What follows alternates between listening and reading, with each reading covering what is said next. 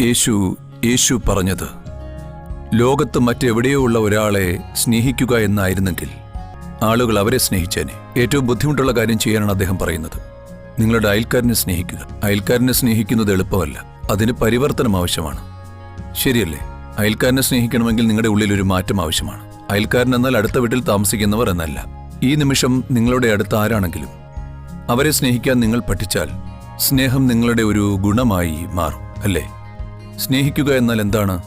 വികാരത്തിന്റെ തലത്തിൽ നിങ്ങൾ എല്ലാവരെയും ഉൾക്കൊള്ളുന്നു എന്നാണ്, ശരിയല്ലേ? നിങ്ങളുടെ ബുദ്ധി എല്ലാവരെയും ഒഴിവാക്കാനാണ് ശ്രമിക്കുന്നത്.